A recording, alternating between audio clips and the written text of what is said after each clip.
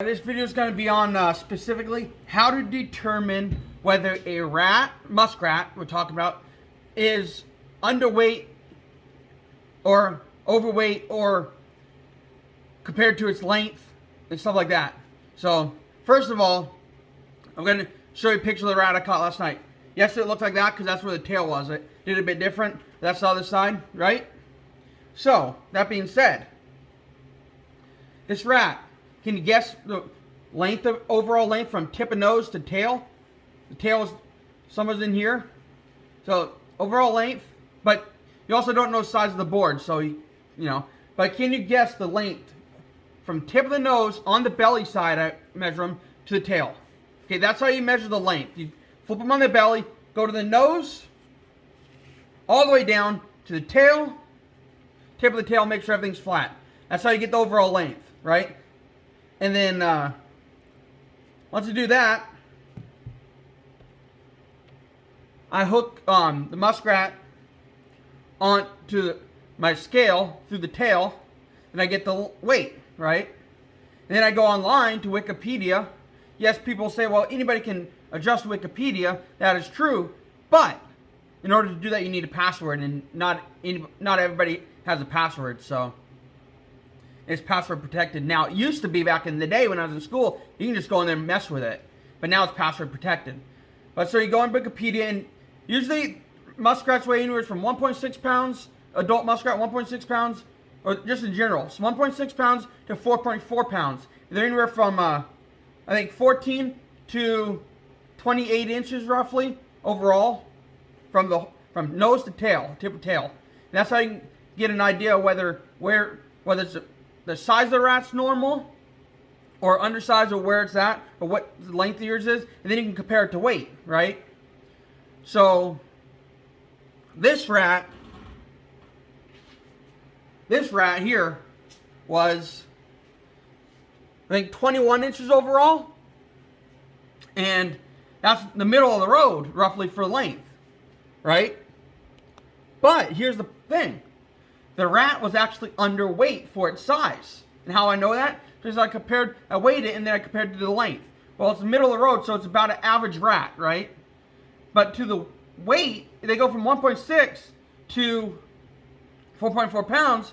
He was actually 2.3 pounds, so he was way underweight compared to his length. Even though the length was right in the middle, his weight was over here. So he was underweight for his size. And that's just something you can look at and do a little research on if you really want to know the true size of your rat and the true length and all that stuff, and truly figure out if you have a big rat or not. Measure the length overall, then weigh it. And you compare the weight to the length, and then that will tell you whether it's a small rat, an overweight, or it's a normal average size rat, underweight. And this one was roughly in the middle of the road, and it was underweight. So, with that being said, this rat, for this time of year, which is Thanksgiving's Thursday, so it's right in the weekend Thanksgiving. This rat was underweight, but it was the middle of the road size. So does the weight matter when you go to the market and sell them? Not really. I guess not really, but let's just put it this way: it doesn't matter when you sell them. What matters is the length. But the other measurement I take is laid on its belly from the nose to the base of the tail, where the fur starts to get to the leather of the tail. That's what I measure too, just for a personal reference, so I know whether there's a half size there and what the difference is, right? Whether the body's longer and the tail's shorter, so you can kind of tell different things like that. And it's kind of my own logbook. And you can keep that on, what the heck's going on over there? I keep that on Instagram. So I post on Instagram. As I'm posting my followers, I'm also posting to keep myself a logbook. I do that also on Facebook. I post, so this is kind of a tip you can do, is I also post on Facebook into a photo album that's private, so nobody else can see. So I don't have to worry about hiding anything. I just post them fully on there. And then I have that on 2 different accounts, so that way if I can't log into one, I can always log into the other and get all my photos back when I get a new phone, if it's not backed up. So it's a way of backing up your photos. But yeah, so this rat was a little short, well, average of rodent size, but a little underweight. So, but I mean, it turned out not too bad. So I'm not complaining. So, not complaining at all. Looks good. So, now, a lot of people would just take this and slice this off. I was like, you know what? I don't care. I might, when I'm done here, when I get it back, or I don't know, I might cut it off. But it's not that big of a deal. So if you look on that side, the inspection window is usually right here. So I think people cut this off, but I didn't. Now I'm not gonna sell the fur. It's going to personal collection, but but it doesn't matter what I do because I'm keeping it. I'm not selling it. Now if I was gonna sell it, I'll go in there, slice that up, make that real clean, mess with it a little bit, and I would put it on there a lot more even too. But yeah. But I think I put this one on yesterday. It's not completely dry. I do not have a wedge in this one, as you can see. So I'm going to take it off a day after, and the fan's been on it all day, but I'm going to take it off a day early. Well, misspoke there, not a day early. Let's put it this way. I've been on camera for a while, so just bear with me. But, so I caught it yesterday. It's been on the fan for, around 12, 14 hours. I skinned it last night. It's roughly 11 o'clock now, 10 o'clock. So I'm going to take it off the board now. And then what I'm going to proceed to do is put it up on top of the coolers up there and just let it sit there. And that's where I'm going to let it finish hardening up. So I can get it off the board because I don't have a wedge in here. Now, the reason a lot of people cut this flap off is because, as you see right there, that's the butthole. And I went from the base of the tail under the butthole, cut the butthole off, and then kept it on there. So a lot of people cut that right off right there, so that way it's nice symmetrical, but I don't. I'm not too worried about it. I don't have a lot of things to worry about.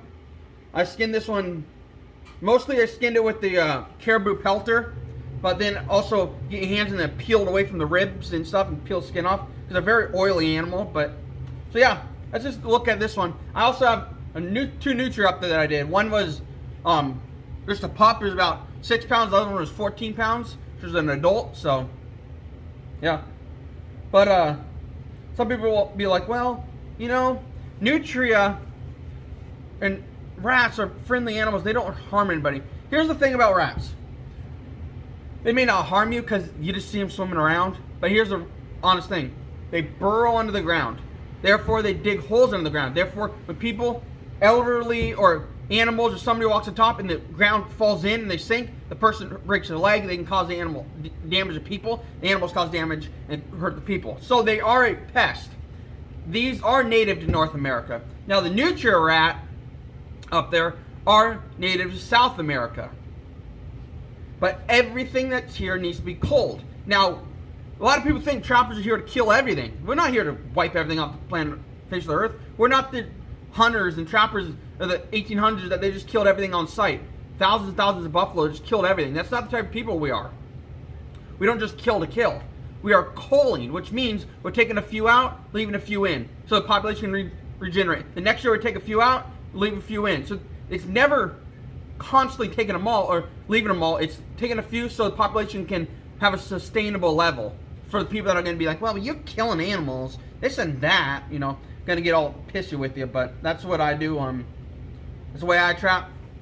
Now, of course, then you have a situation where you have the homeowner that says, I want them gone. And that's when you go in there and just kill them all, right? But even that doesn't harm anything because, give it a year, like, we killed 14 beaver out of micro swamp that's about 1,000 yards long, right? 1,000 feet long. That little swamp killed 14 beaver out of. And it's no more than 5 feet wide. Killed, it's constantly, all you see is killed and killed and killed and killed and killed. They just kept coming and coming and coming. And finally, they stopped coming, right? Well, it's been a year. It's been since March. And now it's November, the week of Thanksgiving. And we already have more beaver damage over there. The farmer's calling us like, hey, when are you going to get these beavers out of here? They're eating all my trees, they're killing my crops, they're causing problems. And so within 9 months, roughly, there's more beaver over there. So it's not, when you eliminate them from an area, they come back. naturally. They just come back. So it's not exterminating the population like you would think, like some of the PETA people would want you to believe. So just don't believe everything you hear on there. But back to what we're talking about. So I think from Nutria they measure from the lip to the base of the tail. Muskrat, I think they measure from the nose to the tail. But don't quote me on the muskrat because I didn't look it up. But that's what would be my guess. But here's the rat from yesterday. We actually have another rat today that I got to do. So this was going to come off maybe after I skin it and put it on the board. And so I can get a picture of both of them on the board. But yeah, not too bad. And then up here, you notice I have 1, 2, 3, 4 pins up here. 2 in the top, 1 on the sides, holding the shape of the face. Well, that's a taxidermy thing. I learned that from a taxidermist. You can just put 1 up here and not worry about it. But if you want to keep the absolute shape of the animal, you got to keep the, on the sides, the nose, and then kind of all the way around the face to keep the shape. Otherwise, it kind of dries out weird. So that's a tip I would give you.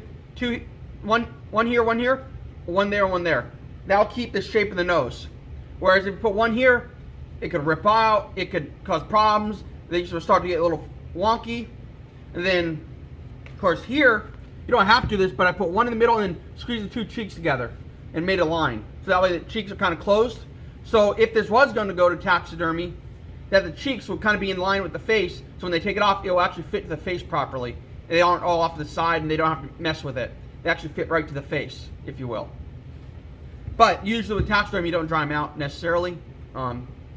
Usually they're frozen, rolled up, and they go there and then they do stuff with them. They skin them, all that stuff. They flesh them. They don't skin them, but they flesh them. Some taxidermy skin them. That's kind of how that goes. But yeah. Yeah. Not too bad. I think I did a decent job for the first tube skin one of the season. But not too bad. I got to go in here, I think. I'm thinking about it as I'm talking to you guys, but I might go in here and get some of this fat off the saddle. But I don't know yet. I obviously should. I still have a fleshing knife to do it, so I'm afraid if I get cutting in there, I'll cut a hole, or I'll cut the saddles off, which you're not supposed to cut the saddles off. They want the saddles on there. So it's not too bad. Especially, it's not a bad skin job, tack job, skin job, especially for when skinning it. And when I came in from the back here, right, I got to right here, and the guts just ripped open. It's from there up, all the way up to the base of the ribs, the guts are just all over the place. So it was a bloody mess, but it is what it is. Not too bad. And then of course down here, you could put a couple, 2 here in the middle, 2 on the sides, and be done. But I kind of want to keep it kind of symmetrical. And then like I did here, 2 here and 1 here. But that's because it's off sides. And then I put 1 in the corner to keep the end down, and 1 on this side down. Because if you put them here, right, here, and you don't put them here, these sides start to come up. They start to, they're kind of elastic, they're stretchy, but they start to come up. And therefore, they start to ride up, and you lose some inches on the side, and they're not symmetrical. Now, this isn't the best job in the world, but it is what it is for now. When I put this on the board, I was focused on getting the eyes symmetrical, or the ear symmetrical, the feet symmetrical on the right side, and then the nose, the eyes here and the nose, everything kind of even in the middle. I wasn't too worried about the base of them, so that's why the base is kind of wonky. And the reason this is like this, like I said, it's because when I skinned it, I skinned from the base of the tail up, and then the base of the animal's there, the legs, right? But the tail came down a little bit and wrapped around, and that's what wrapped around to the tail. So that can always, like I said, get cut off.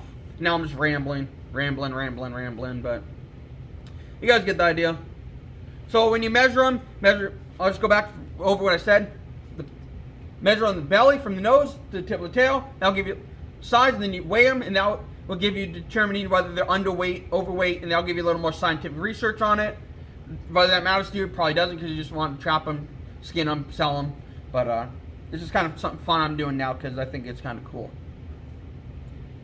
So, yeah, have a good one.